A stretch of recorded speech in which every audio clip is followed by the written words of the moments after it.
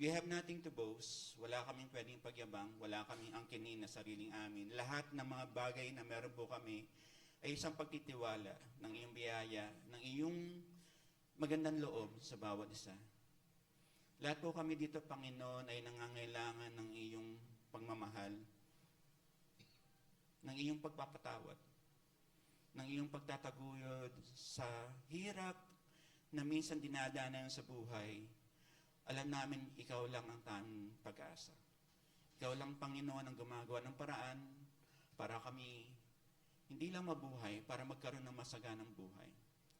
Pinagtatagumpay mo kami, Panginoon, dahil sa iyong ginawa sa banal na dugo ni Jesus.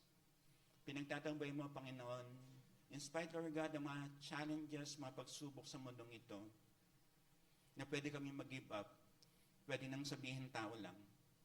But you expect more, Lord God, na apart na pwedeng sabihin mahihinang nila lang, tinawag mo kaming anak. Tinawag mo kaming Kristiyano. Tinawag mo kaming victorious. Tinawag mo kaming overcomers. Lord, our identity is secured because of who you are, not because on the things that we do. Lord, we thank you na wala kaming karapatang tumanggap ng iyong biyaya. Pero binigyan mo kami, Lord God, ng kalayaang maranasan kung gaano kadakila ang iyong pagmamahal. Salamat, Panginoon, na maski hindi ka namin pinili before, kami ang iyong pinili. Lord, we pray today na ang iyong salita ang magbibigay kalayaan sa mga mali naming pananaw, sa mga mali naming ugali, sa mga bagay, Lord God, na hindi ka nais-nais sa iyong harap. Lord, we thank you that you save us. We thank you, Lord God, that you called us into a family. We thank you, Lord God, that you have given us opportunities to grow. We thank you, Lord God, na nakilala namin ang mga tao sa Eastwood Christian Fellowship, that we could call upon prayers, that we could call upon our brothers and sisters. In time of need, in time of encouragement, Lord, we thank you for our ECF family. Lord, we thank you na hindi ito pagkakataon, but iyong tinadhana sa iyong katalinuhan. That this particular time, this particular moment, Lord God, you have blessed us with your word and with your provision. This will pray in Christ's name. Amen. Okay. So, mamaya po, no, meron rin po tayong Lord's Communion. Okay. So, yung tinatawag nating Lord's Supper, no. So, recap lang po tayo, no. Ano po natatanda natin when we go back with Gideons? Or the book of Gideon po. Okay, parang online class lang po. Alam ko, nararanasan nyo rin po ito pag online class, no? Para bang, nandiyan po ba kayo? Sige, uwi na tayo. Hindi, sir, nandito pa. Okay, so, leaders need to check their emotions, di ba? Mga ganun, no? Leaders need to control their emotions pala. Leaders need to check their heart, no? Yung po dinadaan natin, no? At the same time, when we go back with Gideon, no? Yung talagang yung tinatawag nating hot pursuit. Na meron tayong minsan napansin na minsan, dahil sa emotional level ni Gideon, minsan, no, pag nakita natin yung may ibang leaders, parang wala silang accountability. Parang there was an injustice that were done to the people of Penuel, no? Parang lahat sila pinatay, no? Without just cause. And ito po ang maganda sa Biblia, eh. Ito po ang maganda sa Scripture, eh. Hindi po tinatago ng Panginoon ang pagkakamali ng kanyang mga lingkod. Balikan ko po ang sinabi ko, no? Hindi po tinatago ng Panginoon ang pagkakamali ng kanyang lingkod. Si Lord, tanggap tayo kung sino tayo. Right? Ang pagkakamali natin, tanggap ni Lord yan, eh. Yung nakakatuwa sa Scripture kasi, pinapakita ni Lord kung ano yung journey ng tao nito, kung paano siya sumusunod. Wala pong Christian leader, o wala po tayong makikita ang biblical character na talagang perfect yung kanya pong, let's say, yung yung tinatawag natin faith journey. Wala po talaga, eh. Siguro we could mention exemption like si Enoch. O, pwedeng ganun, no? Even kay Job, eh. Kay Job na sinabing blameless and faultless. Nagkaroon po rin siya ng konting pagkakamali. No? Sabi niya, curse is the day that I was born. Parang yung ganung ano niya, no? Siyempre, alam naman natin, pag ikaw yung nasaktan, nagiging irrational ka na. Pag ikaw yung nasaktan, quote-unquote, marami ka nang gagawing mali. No? Yung po ang reality. No? Kaya minsan mapapansin natin, even David, no, a man after God's own heart, yung purity test sa kanya, alam natin bumaksak siya kay Bathsheba. Right? Yung issue niya na supposedly ipagtatakpan niya, pinatay niya si Uriah. Diba? Parang, when we look at leaders, no, eto yung mga tao nagmamahal sa Panginoon, so later nakita natin merong parang mga mali sa buhay nila. Alam mo pong good news doon? Si God po, pag nagkamali tayo sa harap ni God, si Lord ang nagdi-deal po sa kanyang mga leaders. Okay? Kaya minsan, no, parang marami, but the Lord will deal with them. Ako po, minsan alam ko, haharap ako one day kay Lord. No? Hindi naman out of guilt. Basta sabihin siguro ni Lord, Rico, eto nang ginawa mo, dapat nag-mature ka dito. No? Ganun po talaga. No? Kasi minsan may mga bagay tayo sa buhay natin na hindi pa natin nababago. Minsan, ang tagal i-give up. Minsan, hindi natin alam na dapat natin i-give up. Right? Kasi minsan, may purpose pa sa buhay mo eh. Meron ka pang quote-unquote justification doon sa mga ganung bagay eh. But when it comes to the Lord will deal with us. Okay? So, ang topic ko po ngayon, no, lessons in accountability. Tingnan po natin itong ating reference po, no? Judges chapter 8, verse 22 to 28. No? Mabilis lang po tayo. So, basahin ka lang po. No? Ito pong first slide, babasahin ko po. Yung second slide, kayo na po magbabasa. Okay lang po ba? Amen po? Okay. So, basahin ka lang po. No? Then the men of Israel said to Gideon, rule over us, you and your son and your grandson also, for you have saved us from the hand of the Midian. Gideon said to them, I will not rule over you, and my son will not rule over you. The Lord will rule over you. And Gideon said to them, let me make a request of you.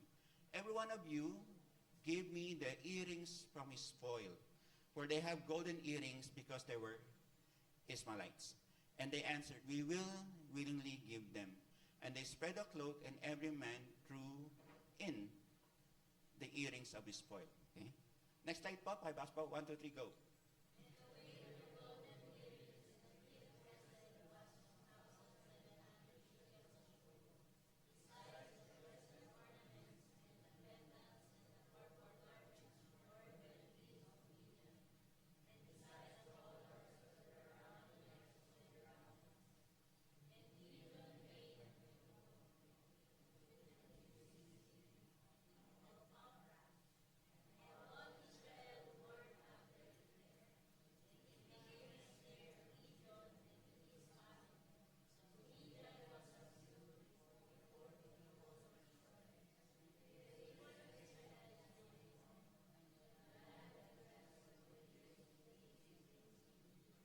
Days of Eden. So, yun po, makita natin, no? Para bang, okay, so, yung natatandaan niya po na sinabi ko, no, karamihan po tayo may tinawag na normal curve or yung tinawag natin sa mga change of management. Alam natin, there will be a time na nasa peak ka, nandiyan yung lakas mo, nandiyan yung talino mo, nandiyan yung skills mo, unti-unti magpipate ka.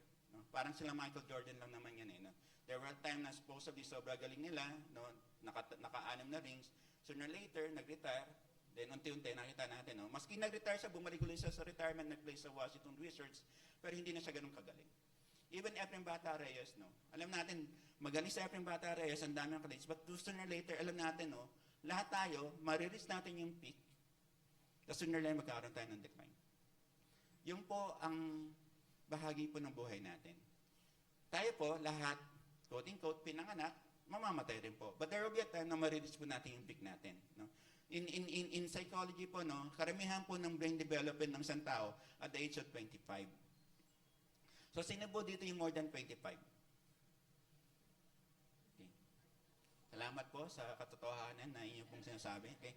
Yung mga hindi pa po umabot ng 25, may pag-asa pa po kayong ma-develop ang brain nyo. No? Sabihin, dagdagan nyo pa yung memo, yung pagbabasa nyo. Kasi pagdating ng 25, lalabas na yung mga memory loss. Katulad ko po, minsan, no, pag tinanong, ganang isang estudyante sa akin, sir, naging student leader mo ko. Kailan? Last year lang, sir. Hindi kita matandaan. Sir, ako yun. Sabi ko, give me the names ng mga kasama mo. Yung may sinabi sang isa, natandaan ko na siya. Sabi ko, hindi ko na matanda na talaga ako. Hindi ko po din nadanay na matanda na po ako. No? Natanggap ko po yan. Ako po ay 54 years old. Okay? Pero mukha lang pong 56. Ganun na po. No? So, tingnan po natin mabuti. No? Si Gideon po, mapapansin natin on this particular passage, Nakita na po natin kasi yung victory niya, dire-diretso eh. Tapos nasabi ng mga tao, ikaw na po ang manguna. Nakakatawa, no? Pag tingnan natin, no? Sinabi ng mga tao, no? Yung recognition na ikaw na yung manguna. Rule over us. Diba? Meron po ba kayong kakilala dito na pwede yung sabihin sa inyong katabi or sa miso, rule over us? Maging leader ka namin. Karang hirap po, no? Kaya minsan nagkaroon tayo ng eleksyon eh. Yung eleksyon po, sinasabi ng mga politiko, pwede kami pagkatiwalaan, pwede kami manguna sa'yo. No? Kaya minsan ang mga politiko, they will say everything just to win a vote. Ang nangyayari po yata next week, yung sa US, si Kamala Harris at si Donald Trump, hopefully pag-pray po natin kung ano po talaga yung kalooban ng Panginoon kung sino po mananalo. No? Okay. Hindi naman po tayo makaboto sa US, kaya talagang pag-pray na lang natin. No? Yan naman talaga. Okay. So, sinabi doon, rule over us. Pag sinabi lang rule over us, ano yung reason ba't sinabi mo mag-rule over us? Kasi Gideon was able to conquer the Midianites. So parang may achievement na si Gideon at nakita nila for the past number of years, itong mga Midianites na to, siyempre, they were oppressing the Israel. Si Gideon lang talaga nagkaroon ng solution. Okay? He was able to vanquish the Midianites. Yung response ng tao, rule over us. So makita pa rin natin, no, maski si Gideon, no, the way na nagkaroon sila ng exchange of words, I will not rule over you, my son will not rule over you. So yung nakatawa kay Gideon, no, mapapansin pa natin kay Gideon, alam niya pa rin kung sino dapat siya bilang isang lingkod ng Panginoon.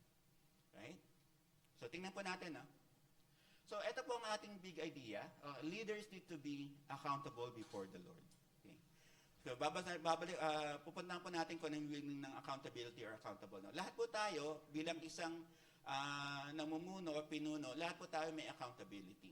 Yung accountability ito po, no, parang responsibility, pananagutan. No? Ito po yung sinasabi, no? Para bang lahat po tayo may accountability. Paano kung hindi ka leader, may accountability ka pa rin ba? Meron pa rin. Kasi sinabi, when you look at the New Testament, no, every word, accountable ka. When you look at the way that Jesus Christ was talking to the Pharisees, lahat ng sasabihin nyo, every careless word, di ba?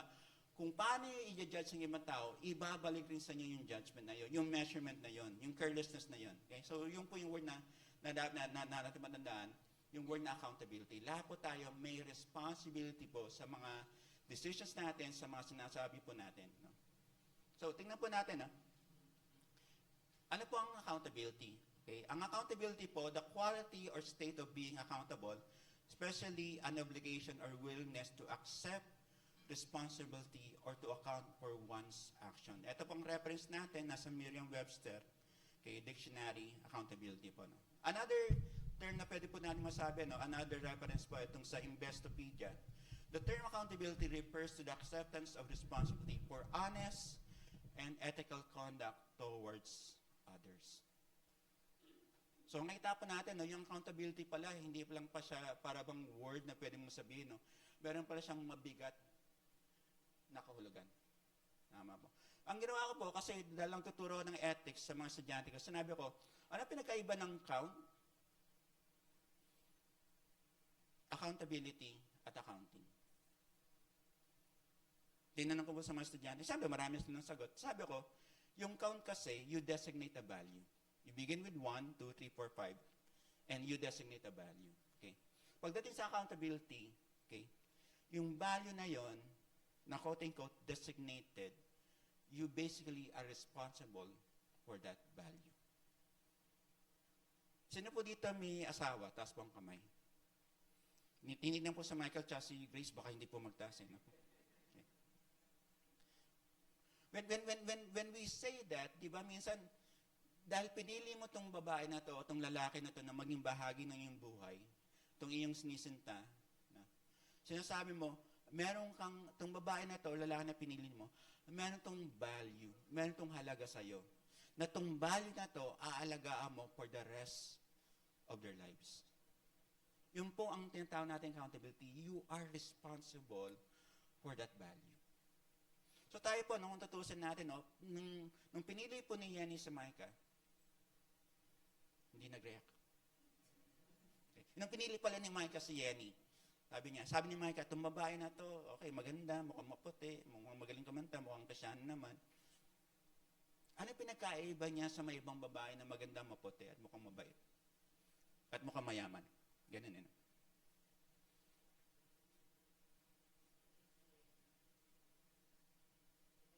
Ano po pinagkaiba ng misis ko sa may ibang babae dito?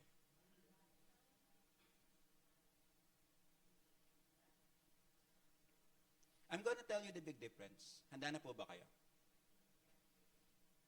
Pinili ko po.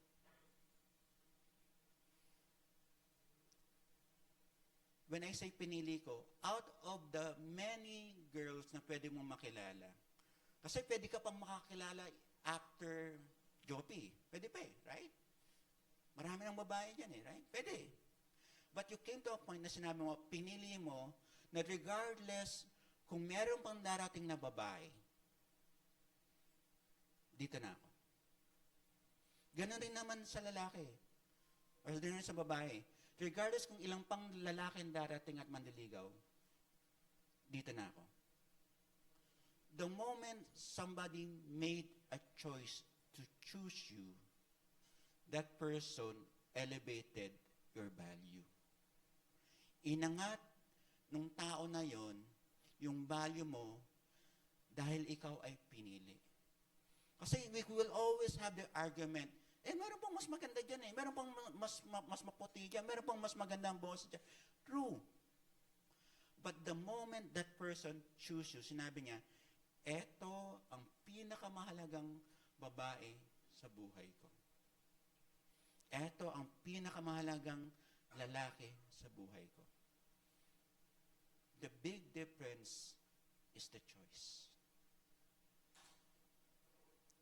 Nung pinili tayo ng Panginoon, sinasabi ni Lord, regardless ilang tao pa ang magkakaroon sa mundo, etong tao na to, inangat ko ang value.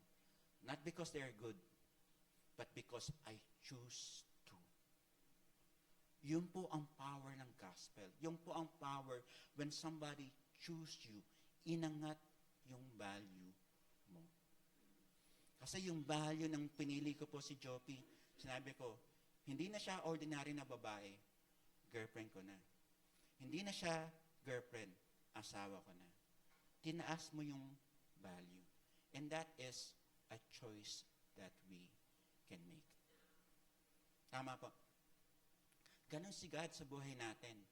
In-elevate ni God yung value natin. Kasi we did not choose God. God chose us. Kaya yung feeling natin na magiging accountable tayo, iba yung sinasabi ng Lord, okay, pinili kita. Meron kang responsibility, not only for yourself, but you represent who God is. Remember natin, si Gideon, nung nagsisimula siya, nagtatago siya sa mga Midianites Sa gabi siya, quote-unquote, nag-aano ng mga agricultural products. Nagtatago siya Pero pinili siya ni Lord. Takot nga siya Ayaw niyang humarap sa mga Midianites kasi alam niya kung ano nangyari Di ba, many times, nagbabargain pa siya kay Lord. Sinabi, Lord, kung totoo ito, ganyan-ganyan. Kung totoo ito, ang dami niyang conditions. Up to the point na talagang sinabi ng Lord, up to the point na he came to a reality, si Lord nga to, then he worshiped. Di ba, I said, di ba, many times, when you worship the Lord, there is a change that will happen to you. Pag sinamba po natin ang Panginoon, pag binigay po natin ang buhay natin sa Panginoon, merong pagbabagong mangyayari sa iyo. And tingnan natin kung paano gumalaw ang Panginoon sa buhay ni Gideon. Siyempre, hindi naman perfect. May progress. Pero tingnan natin, imagine mo, para bang takot na takot ka, tapos noon, you will lead 300 people, right? And there was no mention na meron namatay sa 300. Grabe yung provision ni Lord sa kanya. Right? And this is the point that we need to really have sa buhay natin. That you are chosen for the good things that the Lord will provide for you. But we need to be accountable. Nakita ng mga tao sa buhay ni Gideon kung paano gumalaw si Lord. At sinabi niya, rule over us. Kasi nobody has done yung ginawa ni Gideon that they were able to defeat the Midianites. Si Gideon lang during that time na pinakita niya, regardless of the number of people, 300 lang. kung paano gumalaw si Lord sa buhay ni Gideon. And the people were saying, rule over us. Tama naman. Kasi mukhang qualified naman si Gideon. Pero ang sagot ni Gideon supposedly, I will not rule over you. My son will not rule over you. The Lord will rule over you. Grabe yung point of accountability na, no? Alam ni Gideon kung nasa ng lugar niya. Alam ni Gideon kung sino siya. Sa harap ng Panginoon. Na siya ay ginamit lang na mamuno for the people of the Lord. Okay? So, tingnan po natin, no? So, ito po yung points ko po, no? Sinabi ko po, APT, no? Parang kinuha ko lang po. Actually, mas nauna po ako kaysa kay Bruno Mars at kay Rose, no? Yung sa concept ng APT. Kasi 1 month in the making ko po itong ano natin, no? Itong sermon na to. Tapos, almost, kailan ko ba na-discover yung APT? Mga 2 weeks lang yata, no? Pumasok lang sa PID, APT. Tama. So, ito po yung first point po natin, no? Yung main idea po natin, leaders need to be awesome. Leaders need to be accountable. Yung big idea pa na leaders need to be accountable. Okay. So ito po ang ating first point. Okay. Accountability of position. Saan po natin nakuha ito? Sa verse 22 to 23, then the men of Israel said to Gideon, rule over us, you and your son and your grandson also, for you have saved us from the hands of the Midianites. And Gideon said to them, I will not rule over you, and my son will not rule over you. The Lord will rule over you. Grabe, no? Statement ni Gideon, no? Pwede siya, no? Kasi yung tutusin natin, no? Para bang, he has nothing more to prove. He has nothing more to prove. Pwede na siya mag-settle down as one of the rulers, no? Sabi ng okay, rule over us. Pero sabi ni Gideon, no? The Lord will not rule over you. He did not take advantage of the people. Karamihan po sa atin, no? Minsan pag nakita may mga ibang tao na makita natin, no? Masasabi natin mga politicians, they will take advantage. Di ba? Meron nga pong balita, no? Na alam natin nangyari sa Bicol. Hindi po canned goods ang binigay, 500 pesos. Pero isipin naman natin, no? Ano magagawa ng 500 pesos na yun kung quote-unquote in a situation na walang grocery? Right? Pero pwede sabihin, nagbigay siya, tumulong siya. Pwede. Nagbigay siya ng pera But that's not being accountable. That's not leadership.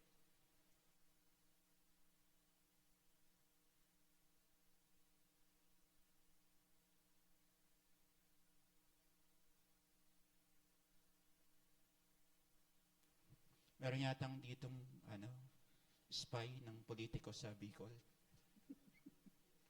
Mapapansin po natin yan, di ba? Para masasabi natin, ba't ganun? Di ba? During the time na ikaw ay nanliligaw sa mga boto ng tao, gusto mong sabihin, pagkakatiwala ka, but during this time of an emergency, yung binibigay mong tulong, hindi tulong yan Yung 500 pesos, wala siyang value kung wala kang grocery mabibili.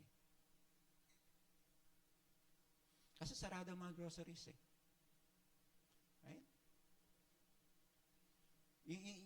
Yun yung perspective na dahil natin makuha. Minsan, may nagbibigay sa atin, but yung value na binibigay niya, in our situation, hindi siya ganong kahalaga. Right? So, ayun po na tawag nating accountability of position. Lahat po tayo as leaders, meron po ba tayong position? Meron po. Sino po yung mga magulang dito? Magulang. Okay? Hindi po yung magulang na nanandalayan. Yung magulang na may anak. No? Okay? Para sigurado lang po tayo. Minsan, yung number of words kasi iba, no? Yung meaning of words. No? Kung kayo po ay may anak, kayo po ay namumuno sa inyong family, sa inyong mag-anak. No? Kayo po bilang sa lalaki, bilang sa tatay, o bilang sa nanay, tinitingnan po kayo ng anak nyo. Meron po kayong natural position. Kasi anak nyo yan Right? So, mapapansin po natin, tayo bilang mga leaders, maski paano, yung position natin is also a gift from the Lord. Kasi yung mga anak po natin ay pagtitiwala po ng Panginoon yan. Right? Kaya mapapansin natin, minsan mag-utos ka sa anak mo. Kaya nga sabi din sa New Testament, do not exasperate your son. Huwag niyo na pong itanong sa akin kung ano po meaning ng exasperate. Mukhang malalim po, no? Pero nagagamit ko once in a while, no? Para huwag mong itnempt na parang magalit ang anak mo. Para minsan kasi, no, may mga magulang na parang hindi reasonable yung mga pinapagawa sa anak nila. Meron naman. Okay? But alam naman natin, hindi naman po lahat data dito, ganun po ang mga magulang natin sa ECF. Parang, wala po narinig na amen. Wala. Ganun po yata, no? Okay. So, mapapansin po natin, ito po ang gusto kong sabihin, leadership is not lordship. Okay? Ang leader ka, supposedly, hindi ka, siyempre, ang leader nag-uutos. Wala namang leader na hindi nag-uutos. No? Pero yung pinagkaiba ng leadership sa lordship, may mga bagay kang binibigay na hindi na kaya ng iyong tao. May mga bagay kang, quote-unquote, pinapagawa na hindi nila kayang gawin. O minsan, quote-unquote, pwede lang gawin, wala silang oras, wala silang time, wala silang schedule, wala silang resources. Right? Minsan po may mga ganun na minsan, parang yung mga minsan nakakwento sa ng mga dati kong estudyante. Sir, hindi ko alam kung anong unahin ko eh. Nagsimula dito, tapos nun, hindi ko pa natatapos yung pinapagawa, meron nang pinapagawa. Diba? Tapos nun, hindi mo pa natatapos yung simula, meron nang idadagdag. Tapos minsan sasabihin lahat to, Russian. Pag sinabi mong Russian, minamadali. Russian eh, no? Kaya po sinasabi, no? Kaya, siguro yung mga taga-DepEd, alam yon, yung taga-government, alam po yun. Ako po kasi, taga-government po ako. Kaya alam ko rin yun eh, di ba? Nagkaroon kami ng sabi ko, emergency meeting. Kailan? Ngayon na. Ano pag-uusapan?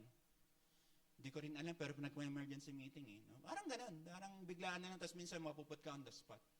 So, ganun po talaga, no? Yung ganun, may nangyayari pong ganun. Okay? Every leader is tested by what people want, not what they need. Ano po ang request ng mga tao kay Gideon? Ang request po ng mga tao kay Gideon, rule over us. Yung po bang kailangan ng mga Israelites during that time?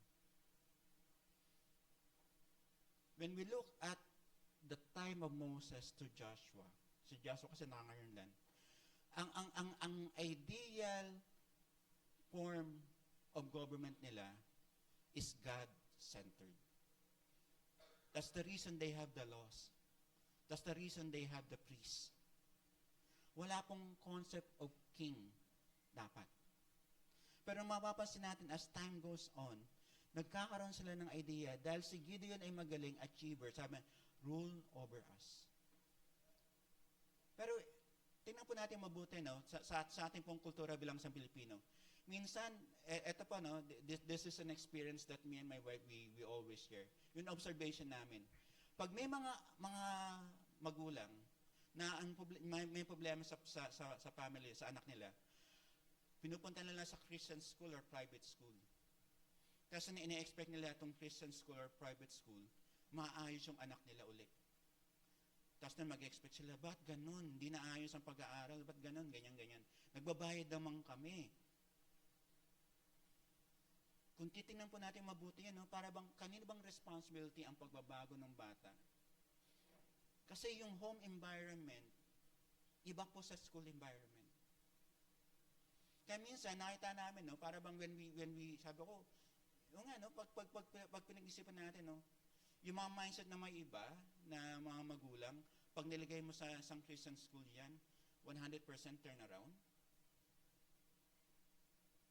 Parang ginagawa natin yung Christian school para bang isang manufacturing firm na pwedeng baguhin ang ugali ng isang tao. Niwala po ba kayo na minsan karamihan sa mga ibang Christian schools natin, doon po lumalabas yung mga quote-unquote nagiging scandalous na tao?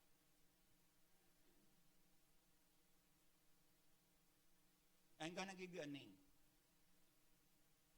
But I will not mention the school. Highland ko. He came from a Christian school. Alice Go. She came from a Christian school. Siyempre, yung name niya, Chinese name pa. Okay. But I'm telling you that. Why? Kasi karamihan po sa atin, pag iniisip natin, no, etong gusto ng tao, sa isang leader, yung leader has to deliver. But in reality is, hindi madideliver ng isang leader yung gusto ng tao. Madideliver nung godly leader yung gusto ni Lord.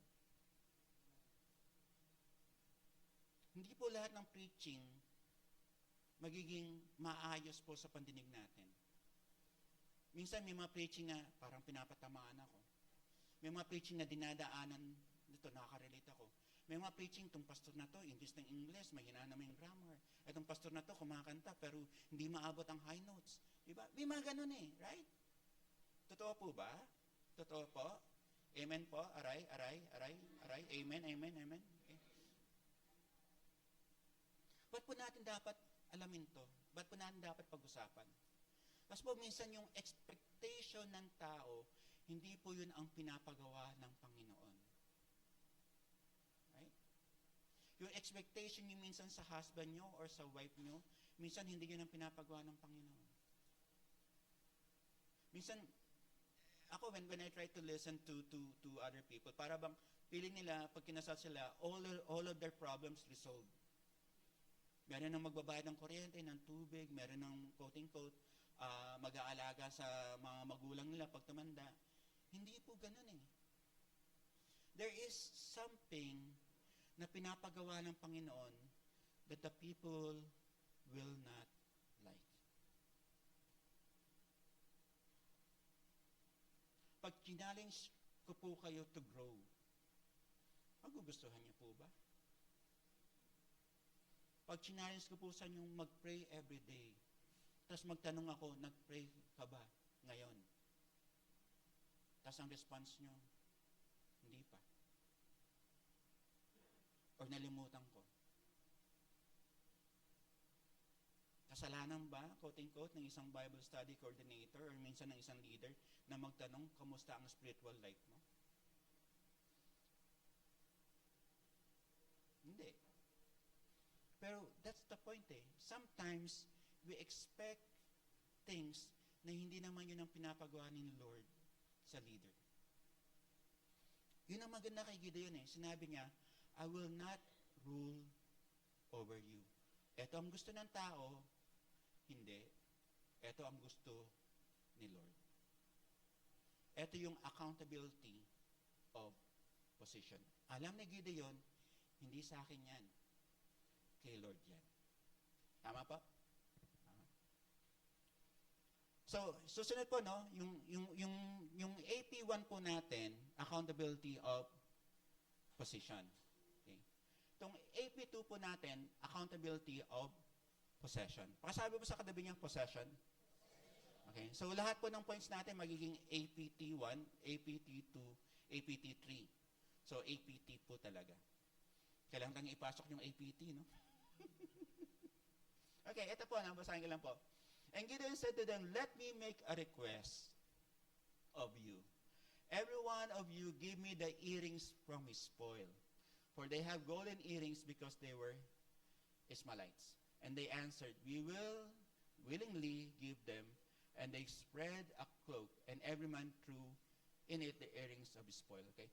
Itong ang accountability of possession po, dapat isa lang talagang tuturo ko. Pero kagabi po, habang nag-iisip ako, nadagdagan na nga po yung AP. So, kaya naging AP3 po na. So, mamaya po, almost the same rin naman. But dito po natin inukuha yung accountability of possession. Ano po ang ni-request ni Gideon? Nag-request po si Gideon ng tenga. Hindi po, earrings po, earrings. Okay. So, lahat po ng tulog, tapos po ang kamay. Ganun talaga pag online class. So, lahat ng tulog, sige, magbigay ng smiley. Nakakita mo, 35 students, naka-smiley. Ganun. So, accountability of possession. Pag sinabi po natin possession, ito po yung pagmimi-ari mo. No? Ari-arian po sa Tagalog. So, ito po, possessions speak about what we value. Kung ano yung ari-arian mo, speaks of the things that is important to you. Ano yung value nun? Okay. Lahat po ba dito ay may anime collection? Yung mga cartoons, yung mga action figure. Meron po, ayan, si Nero, no? Ako po, meron rin po, no? Okay. Meron po ba kayong dati yung parang trading card ni Michael Jordan? Meron po? Ako po, meron akong isa. Okay? Meron din po ang trading card ni Captain America. Meron po. Hindi ko po binili yun, binigay sa akin yun. Kasi may natuwa sa akin eh. Okay? Kasi lagi yung minsan, nakita niyo dun sa bag ko, meron pa akong text ni Darna, text ni kanyo ni Mang Simeon, di ba? Maganon. Hindi, Kuya Rico, ito, sa'yo na lang to bigay ko. Binigay sa akin. So, binigay niya ng ganun. Kaya nakakatuwa. Hanggang ngayon, dala-dala ko rin. Every time I look at that particular card, okay, kay Michael Jordan, kay Captain America, every time I look at that card, I remember the person that gave me that card. Nasabi niya, Kuya Rico, alam mo, maski kenkoy ka, tuntawa ako sa'yo, kasi pag nagtanong ako sa'yo, nasasagot mo na maayos eh. Kaya sabi ko, may value pala ako, no? Maski kenkoy ako, kung may nagtanong, nasasagot ko na maayos. And that's the point na minsan, no? When we have those possessions that we have. Okay? Ako, I share with Brother Eric yung collection ng mga sasakyan. Okay? Minsan po may nagtatanong, no? But minsan yung mga collection ng sasakyan, nakabox. Tinitingnan lang namin. Hindi na namin binubuksan. Kasi po, nababawasan po yung value pag binuksan yung box. Okay? Hindi po yung box ang mahalaga, no? But minsan kasi yung protection, minsan yung sinasabi, ganun po talaga when we talk about possessions eh. May mga bagay na kinukuha ka na alam mo mahalaga sa'yo. Minsan hindi mahalaga sa ibang tao, pero mahalaga sa'yo. Because that particular piece, yung possession na yon, sometimes gives you joy, gives you pleasure, gives you something that is very important to you. Kami po kahapon ni Sister Susie, nag-usap po kami ng aglonema. Usapang aglonema po kami kahapon. Kasi sabi, alam mo ba natutuwa ako? Kasi pag nakita namin dahon, mas walang bulaklak yan, tuwan-tuwa ako kasi iba yung kulay, no? May appeal yung aglonema eh. Yung begonia rin po. Nung nagpunta kami ng Baguio ni Macy, sabi ko, gusto kong pumanik ng Baguio, no? Hindi po talaga literal na panik. Sabi, may sasakyan naman, no? So nung nagsasakyan po ako papuntang Baguio, tapos napunta ako sa Living Gifts Nursery, nung nakita ko din, daming begonia. Tuwan-tuwa ako sa begonia. Bumili ako. 6. Natira na lang po ngayon 1. Ang hirap palang alagaan ng begonia. Sabi sa akin ng misis ko, sabi niya, okay lang. Diba? But unti-unti, as time goes on, we had a story na minsan, may mga bagay na binili ako na hindi ganun ang pananaw ng misis ko. Hindi dun sa halaman eh. Dun sa decision making ko. Nagagalit yung misis ko sa akin, not because of the plant, but because of my decision making. Ako during that time, medyo reactive. Siyempre, alam naman, sino yung lalaki dito hindi reactive, taas ang kamay? O yan, may marriage counseling na tayo ngayon. Okay. Siyempre, nag-react ako, nagmamaneho ako, pag sasabihin ako, ganyan. Mamaya, hindi diretso na yung pagmamaneho ko. Baka lumiko. Yeah. Then sir, later nung pag-usapan namin, sabi, hindi naman yung halaman eh. Yung decision making mo eh. Siyempre, it dawned on me that my wife, natutuwa yung misis ko when I buy something for myself na natutuwa ako, di ba? But the decision making during that time was wrong. And it took me some time to really admit that. Kaya yung mga lalaki, tandaan po natin, no, pag ang babae tama, tama sila. Pag ang babae mali, tama pa rin sila. Kasi tatamaan ka. Okay. Marriage counseling po yun, okay. The decision making was wrong. Kasi ang mindset ko during that time, yung halaman naman to, dito magiging masaya eh. But yung value ng halaman, yung halaman na yan, pag binili mo sa iba, mas mura eh. Ang justification ko, dito masaya eh. Dito masaya eh. Then it dawned on me, no? Para bang mali yung decision making ko during that time. Because supposedly, ano yung value na dapat meron ka? That sometimes yung may mga critical decisions sa buhay niyong mag-asawa that you have to talk about it. Dapat pinag-uusapan. Hindi mo pwedeng sabihin, pera mo yan eh. Pera ko naman to eh. Right? Yung pera natin, pagtitiwala ng Panginoon sa atin. But when you become a family, pinag-uusapan nyo kung saan nyo dadalhin yung pera na yun. Right? Kasi you made a choice from the very beginning. Pinili ko tong tao na to through thick or thin. Maski payat ka, mataba siya, yun yata interpretation ng thick. Na in sickness and in health, siya ang magiging partner mo. Pag sinayang partnership, you will trust their decision, you will trust their opinion. Sino pa yung malalaka dito, taas ang paa? Ayoko nang aminin eh, no? Ganun, no? Gusto niyo pa po magturo next Sunday? Ako ayoko po. Next month na lang. Okay lang po, next month magturo ako ulit. Parang ayaw, Pastor, okay lang. Talagang tanggap ko na ayaw na nila sa akin. Okay, sometimes what we possess has no value for life and godliness.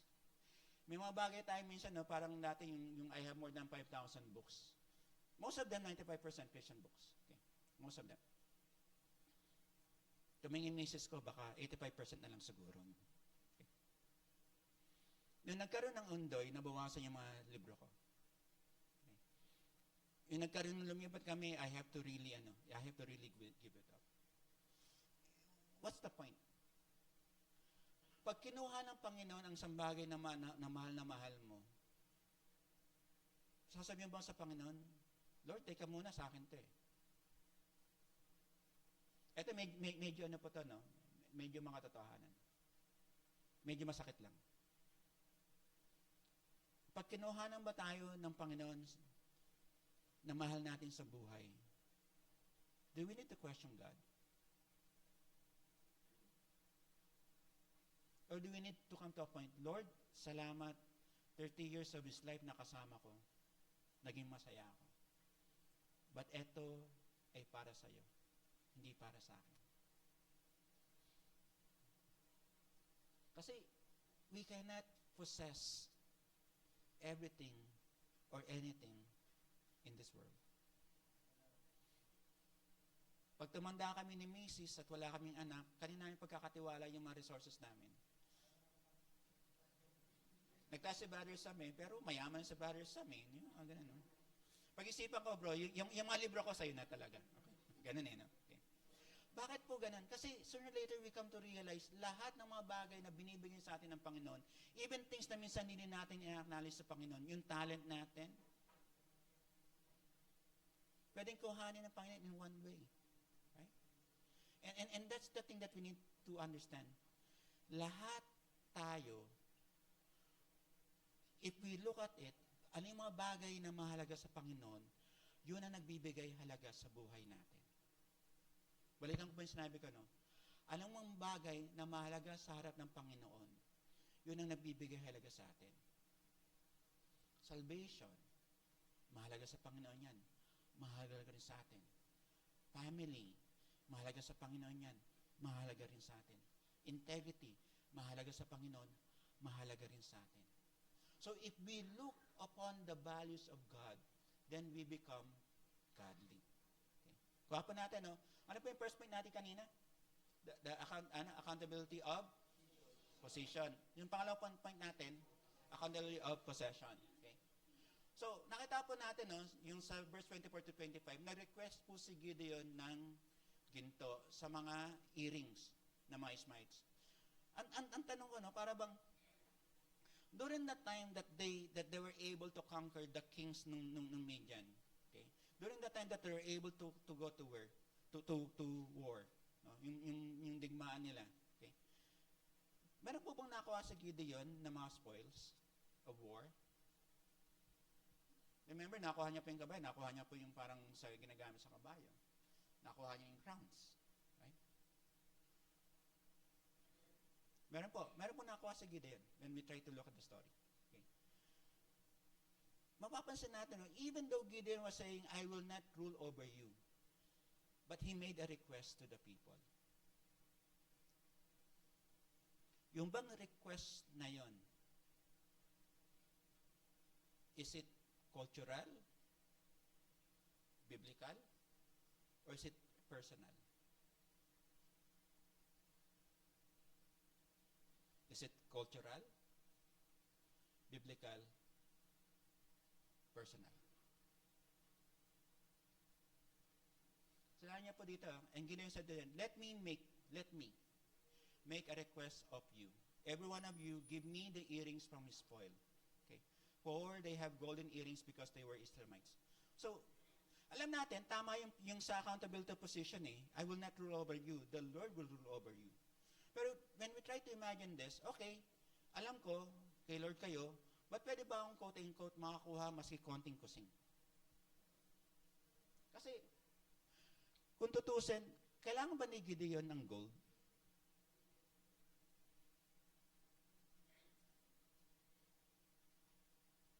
Kailangan ba ni Gideon mag-request talaga sa mga tao? Technically, hindi naman, right? Kasi si Gideon, kung tutusin natin from the very beginning, medyo maayos naman ang buhay nila. Right? Okay. Sabi doon, we will willingly give them, and they spread a cloth of ermine fluid in the earrings of his spoil. Okay. So, let's say it's personal. So, it's a personal request ni Gideon. Okay.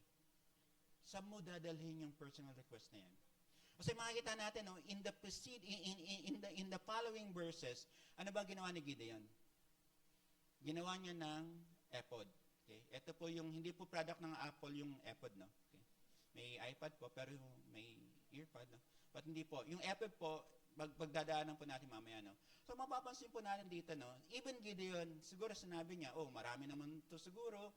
Sige. Para bang ganito, no? Yung naging bahagi po ng kulturang Pilipino. Ako po dati, no, nagtuturo po ng Philippine history and culture. Okay.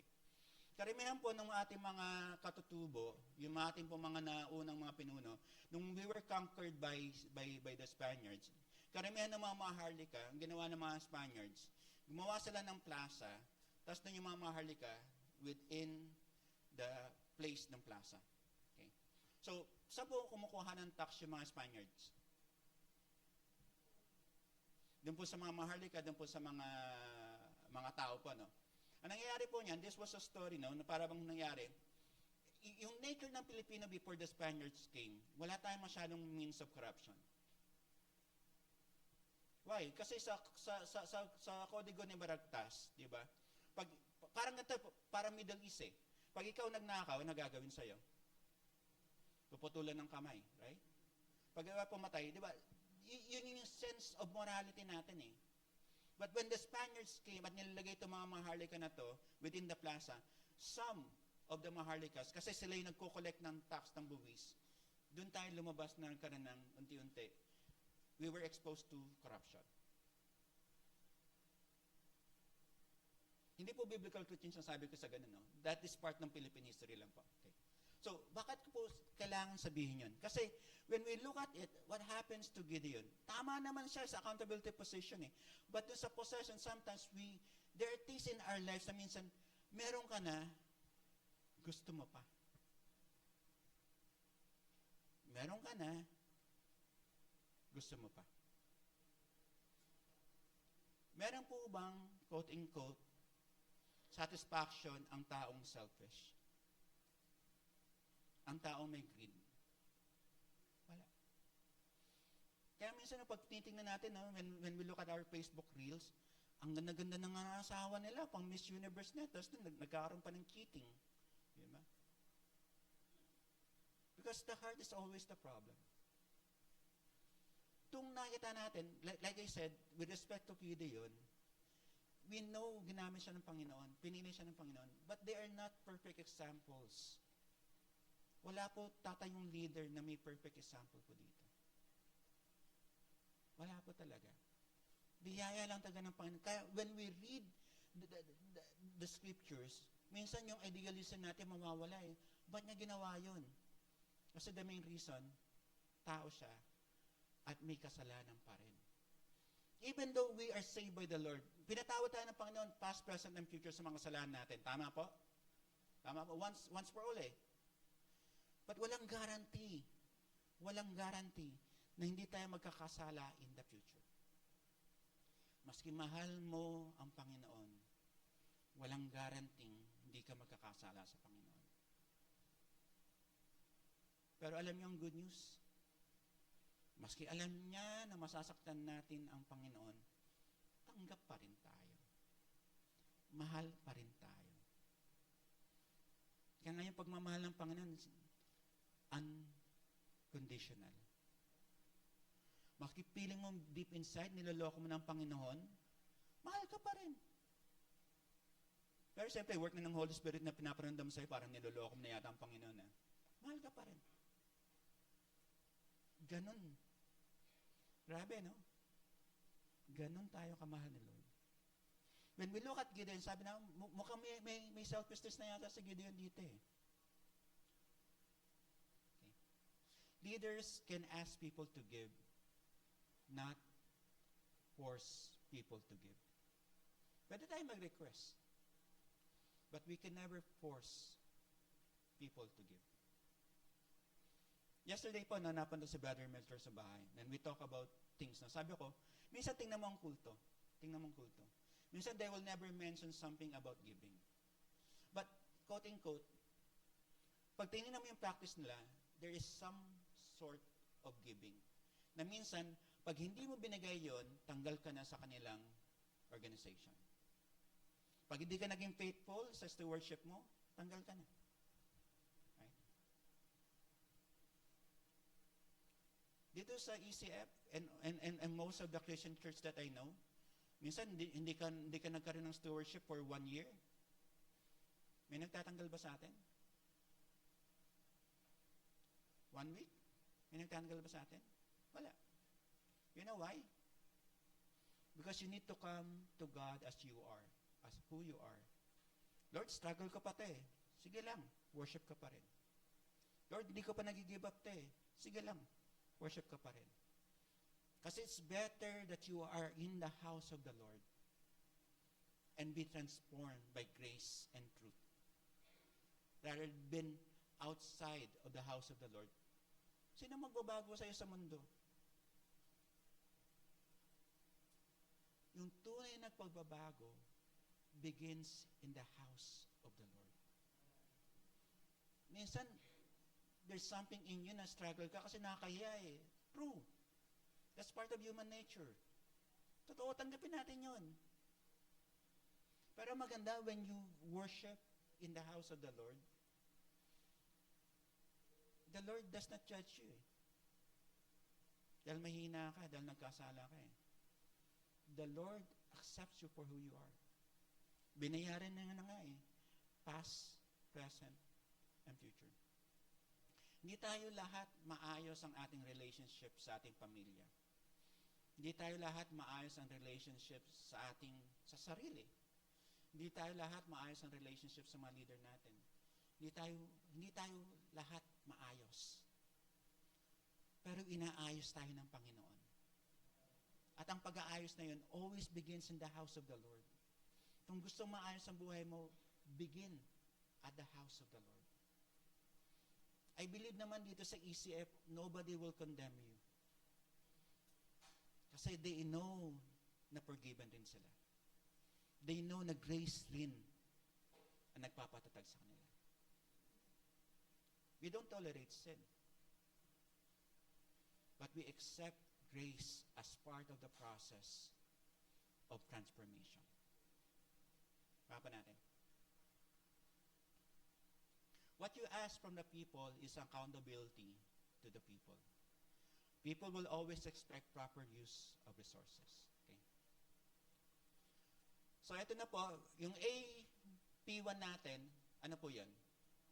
Accountability of position. Yung AP2 po natin, accountability of possessions. Itong AP3 po natin, accountability of profession. Okay? Pag sabi po natin profession, okay, sa verse 27 ko po na ako medyo talagang in-stretch ko na po, no? Kasi parang, pwede mo siyang kuhanan as one point eh, pero parang I have to highlight tong point na to, no? And Gideon made an ephod of it and put into his city in Ophrah. And all Israel wore, no? Para bang yung word po na alam natin, prostitute, no? Okay? Or harlot, after it there. And it became a snare to Gideon and to his family. Okay? So, yung good thing nagiging bad thing. Okay. Sino po dito nagme-makeup? Taas po ang kamay. Nagme-makeup. Music? Natanong ka. Okay. Pag nagme-makeup po kayo, no, nakakatuwa kasi, no, it highlights your beauty. Tama po? Kasi yun naman ang nature ng makeup, no? Wala naman makeup na nagpapapangit eh. Except pag Halloween, di ba? Ibang makeup na yan, no? But ang iniisip ko, pag nagme-makeup ang babae, karamihan tinatago niya yung mga bagay na pwedeng sabihin yung pangit, o kaya gusto niyo i-highlight yung mga ibang features na maganda kayo. Tama po ba ako? Okay. Okay. Bala ko po mag-makeup lesson mamaya. Hindi pa wala. Ba't ko po kailangan daanan niya, no? When talk about makeup, as time goes on, di ba? Yung babae minsan, sa dami ng makeup na nalagay niya, ano ginagawa po? Inalis po yung makeup, inalis po yung balat. Hindi, inalis po yung makeup na pag ginagawa niya. No? Minsan, mas matagal po mag-alis ng makeup eh, kaysa maglagay ng makeup. Okay. Yung makeup po ba is a good thing? Parang nawala yung mga babae dito. Sabi may mga babae, makeup is a good thing kasi it makes you beautiful. No? It adds beauty to you. Pero minsan, alam niyo, as time goes on, ano nangyayari? Yung makeup na ginagamit niyo, what happens? Nagiging poison sa katawan niyo. Right? Nagiging poison sa balat niyo. Kasi we're not sure 100% yung mga makeup na ginagamit eh maayos talaga eh. Right? Sino po dito ang mahilig sa mga soft drinks? Taas po ang kamay, soft drinks. Yan po, okay? Okay. Sa mga cakes. Okay. Sa mga sweets po, di ba? It's a good thing, right? Kumakain kayo ng mga cake, ng mga matatamis. Pero as time goes on, pag tumanda ka na, unti-unti, diabetes na, right? So a good thing can be a bad thing given time. Kasi yung proper use, nagiging abuse. Okay? And this what happened to Gideon. Okay? Ako inisip ko, no? Minsan, dito lumalabas yung pagiging critical natin sa Bible. Ito lang po ay artist illustration kung ano po ang ipod, no? Kung ano pong ginawa ni Gideon sa ipod. Okay. Okay. So, karamihan po ng ipod, ito po ay ginagamit po ng mga priests. Okay. Pero ang ginagamit po ng mga priests during that time, hindi po talaga gold. Kasi ang bigat po ng gold, eh, no? Lalagay, papasok ka sa ano, ang bigat, di ba? Hirap naman yataan talaga na, no? So, ito po, no? This is just an illustration po kung ano po ang ipod. Okay. Now, ito po ang tanong. Si Gideon po ba ay isang priest? Hindi po siya priest. Okay. Hindi po siya priest. Okay. Si Gideon po, tribe po ng Manasseh. Hindi po siya sa tribe ni Levi. Okay. So wala po siyang quote-unquote, religious duties or any semblance to reflect a religious duty. Ang gumagawa po ng ipod talaga, ang nagsusot po niyan, mga priest. Si Gideon po, quote-unquote, gumawa ng ipod, pero hindi niya function maging priest. Okay. An ipod is a good thing if you're a priest. But if you're a warrior leader, misplaced po. May bagay na maayos sa tamang konteksto. Ang isang surgical knife sa isang doktor, tamang konteksto. Pero ang isang surgical knife sa isang mamamatay tao, hindi na po ang tamang konteksto. So mapapansin po natin si Gideon, no? Hindi po natin alam kung ano yung reason bakit siya gumawa ng ipod. Kasi wala naman siya dun sa line ng mga Levites. Wala siya dun eh. Pero bigyan ko po kayo ng hint. Ano po yung unang ginawa ni Gideon? Gabi niya po ginawa. Yung pong isang statue or graven image ni Baal, tinumba niya po. When we look at the history ng family ni Gideon, they are also religious. Kasi meron silang idol or meron silang graven images ni Baal. And this is the point, no? People come to the place nila Gideon because of Baal worship. Pero yung minsan ang challenge kasi alam natin, Baal is not of God. Yung ipod, alam natin, maski paano, resembles something of God. Pero hindi sinuot yung ipod na yan Okay? Kasi bigat nun, ginto di ba? Hindi masusuot yun. But nilagay, in replace of the previous practices that they have, they supposedly mention, or let's say, supposedly place it. And what happened? It became a snare to the Israelites. May mga bagay na tama naman, pero sometimes it becomes a trap. Okay? There are good things for God, but not necessarily godly before God. Yung ipod po is a good thing. Kasi it represents a clothing for the priest. But it's not godly. Kasi ang konteksto dapat nun ay for the priests, for the Levites. Okay. Good things becomes ugly things because of the shift of worship. Niwala ba kayo minsan there are stories na pag nababasa ko, quote-unquote, na yung church lumalago dahil sa isang pastor. Tapos yung focus ng mga church ay dun sa pastor.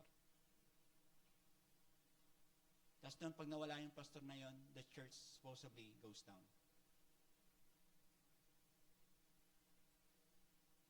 Yung shift of focus of a church is God. There should be no shift. Or the main focus of the church is God. There should be no shift to a pastor. Yung may ibang ministries dati, no? I remember when I was young, Reverend Ernest Engley Ministries. Jimmy Swaggart Ministries. I give the benefit of the doubt. Kenneth Hagin Ministries. I give the benefit of the doubt. Rabbi Zacharias Ministries. I give the benefit of the doubt. Kasi mga quote-unquote godly people. Okay. Pero as time goes on, the things na ginagawa nitong ministries nito, sooner or later, shifts the focus from God away from God. Meron pong dating author of the book, Tough Times Don't Last, but Tough People Do. Meron po akong libro na yan. Okay. One of the things na ginawa ng pastor na yon, it was impressed upon him na magkaroon ng isang crystal cathedral. Okay. Crystal Cathedral. Very charismatic yung pastor na yon. Kilala siya. Okay. He wrote a lot of books. Kilala talaga siya. Pero as time goes on, quote-unquote, nagawa nila yung Crystal Cathedral, nagawa nila yung magandang lugar, tapos nagkaroon ng COVID. At namatay yung pastor na yan. What happened to the Crystal Cathedral? Merong bumili ng isang religious institution, pero hindi Christian ang bumili. You could look for Google sa Crystal Cathedral, then you will know the name of the pastor. Okay. Bakit ko po sinasabi to? Sometimes, there are things na sinasabi for the Lord. Pero pag nawala yung leader na yon, what happens to their ministry? This is what happened to Israel. Yung mga bagay na supposedly, alam natin, dapat nasa tamang konteksto, pero dito nagkamali si Gideon Kaya ako sinasabi nga po, no, I'm not against Gideon. Okay? Sinasabi ko po that these are lessons. Because even with me, alam ko po yung katotohanan na pag ako'y tumayo dito, alam ko hindi naman ako perfect na tao Alam ko nang forgiven lang naman talaga ako. But I do my best to present what I know is true before God. Kaya minsan pag nagtuturo kami dito, parang, Lord, kailangan ba namin daanan to? Kasi nasasaktan muna kami.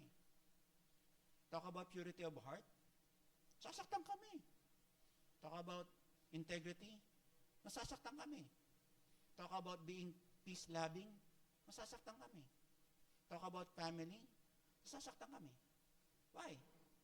Kasi yung sinasabi namin, sa inyo, mas masakit ang accountability namin. Kasi pag sinabi ko, do you love the Lord? Ano sagot nyo? Do you love the Lord? Ano sagot nyo? Yes. Nag-pray na ba kayo ngayon? Siyempre, hindi pa kasi nasa na tayo. No? But when you try to look at it, di ba, para bang, even though mahal mo ang Panginoon, alam mo, there's still something in you na hindi pa maayos, right? Pero mahal mo ang Panginoon. But it's not the love of God, even our love for God, is not an issue before the Lord. It is us trusting how the Lord will work in us. That becomes the issue. Kaya sabi ko, nung sabi ni Pastor Noben dati, turo ako every month, it's a challenge for me. Kasi tuntawa na akong makinig eh. Tuntawa na, wala kang responsibility, right? But siyempre, when Pastor Noben came na magturo ako, sabihin sa akin, turo ka na every month, I have to wake up. I have to wake up to na meron nga pala akong talents in teaching. I have talent in teaching. Yung singing wala talaga, kaya teaching na lang talaga. And that's the point. Lord, struggle ako dito eh. Pero dinadaanan. Maayos ba ako 100% sa stewardship? Hindi. Maayos ba 100% ang relationship ko sa misis ko? Hindi. Maayos ba ang relationship ko sa inyo lahat? Hindi. Maayos ba kay Lord 100%? Hindi. Pero alam mo ano maganda? Sasabihin ko sa inyo, ano ko na maganda? Magpatuloy tayo magpaayos sa Panginoon. Yun ang maganda eh. Every leader has a role. Every role has a right. Should have a right leader. Leadership mistake is being a leader in every role. Hindi lahat tayo pwedeng kumanta. Hindi lahat tayo pwedeng mag-drums. Hindi lahat tayo pwedeng kasing payat ni Micah. Ay, hindi pala. No? Hindi lahat tayo pwedeng kasing gwapo ni Bon. Okay? Or ni Brother Paolo. Kasing laki ng katawan ni music. Hindi tayo lahat ganun. But everybody has a role. At alamin natin kung dapat isang role ka. Okay? Treasures of life can become crafts of the heart. People replace God with replicas as of God when there is no more struggle in life. Minsan pag di ka na-struggle, parang pili mo, hindi mo na kailangan sa Lord eh. Pag wala kang problema, pili mo, hindi mo na kailangan sa Lord. Pero pag may problema ka at may kailangan kay Lord, doon ka dapat kumapit. Okay? So, as part of our worship per Sunday, dito po ang per Sunday po natin, no? We have the Lord's Supper. O yung sasabi po natin communion. Okay? Basahin ka lang po yung text na ito, no? Now as they were eating, Jesus took bread, and after blessing it, broke it and gave it to the disciples, and said, "Take it. This is my body." And he took a cup, and when he had given thanks, he gave it to them, saying, "Drink of it, all of you, for this is my blood of the covenant, which is poured out for many for the forgiveness of sins. I tell you, I will not drink again of this fruit of the vine until that day when I drink of it with you in my Father's kingdom." Okay? Ang nakakatuwa po ganito, no? When the Lord has given us the Lord's Supper, ang sinabi niya, "Do this in remembrance of me." Gagawin po natin to remember kung ano po yung ginawa ni Jesus Christ sa buhay natin. That we are saved, that we are forgiven, that we are redeemed. And God has given us the victory.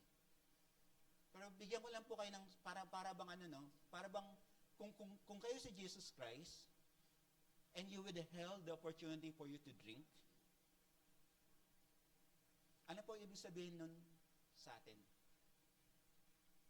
How long will the Lord wait for us to drink with the Lord again?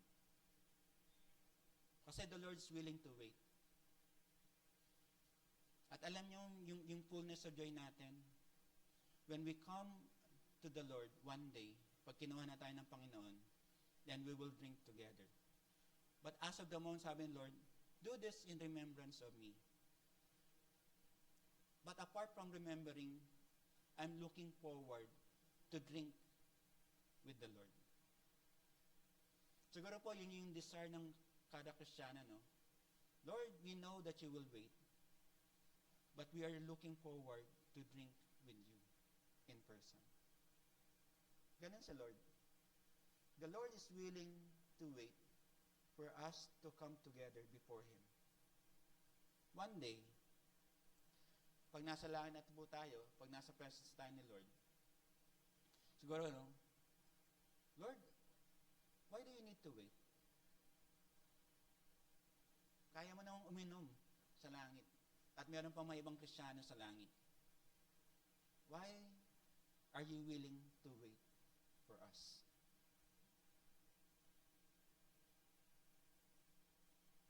Siguro, no? Ang sagot lang doon, I'm willing to wait so that your joy and my joy will be complete. Yun ang nakatawa kay Lord eh.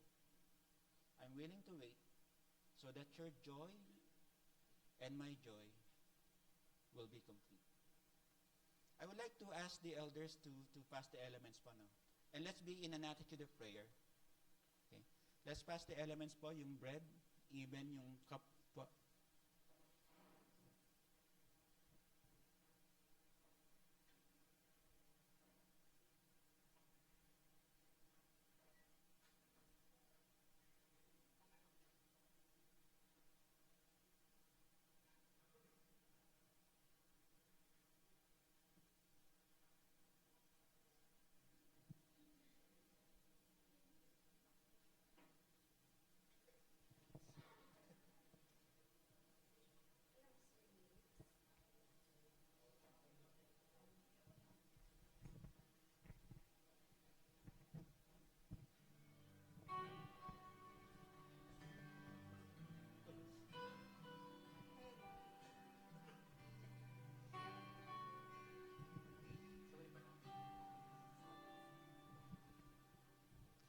Kaya ko bang ibigay ang lahat kung sa sarili hindi na sapat?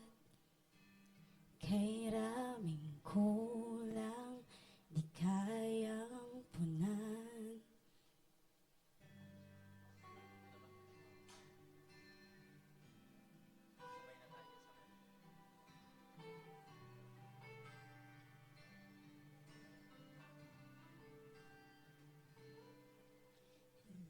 Laging sinusubok ang pusong pagal, ngunit umaapaw yung pagmamahal.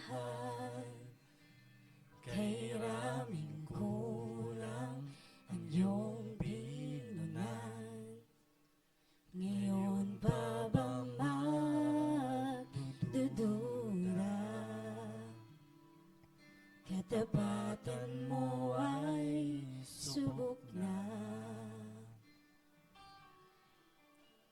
Ramdam ka sa ihip ng hangin, tanaw ka sa bilyong mga tala, liwanag ng buwan at araw ay patunay na ika'y dakila gaya ng ibon sa kalangitan. Bawat kailang ay tutugunan.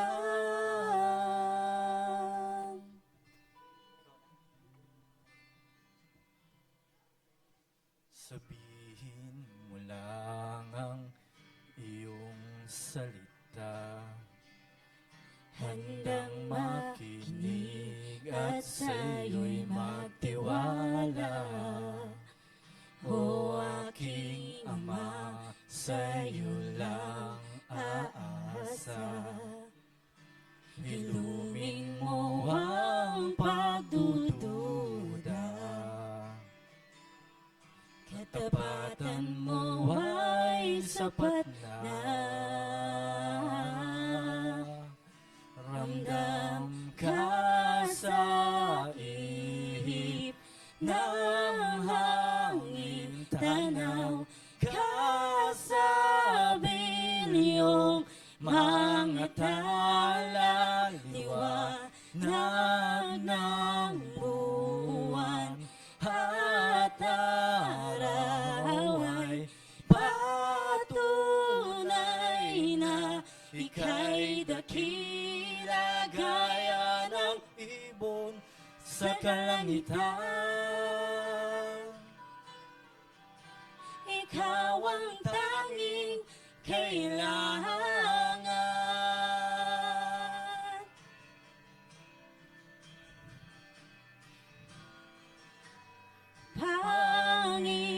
Panginoon, ikaw ang aming tanging kailangan.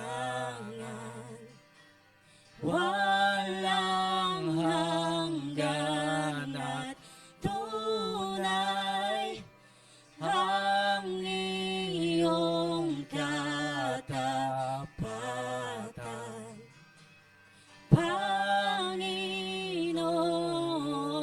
ikaw ang aming tanging kailangan.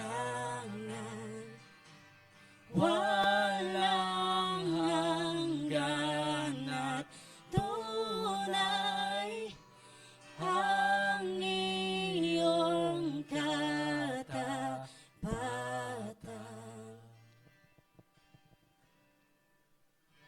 Gaya ng ibon sa kalangitan,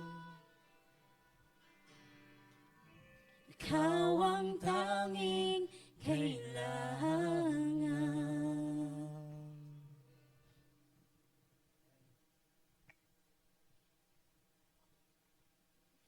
Thank you. Aking Jesus, binigay mong lahat. Krus ng pag-ibig na higit sa sapat.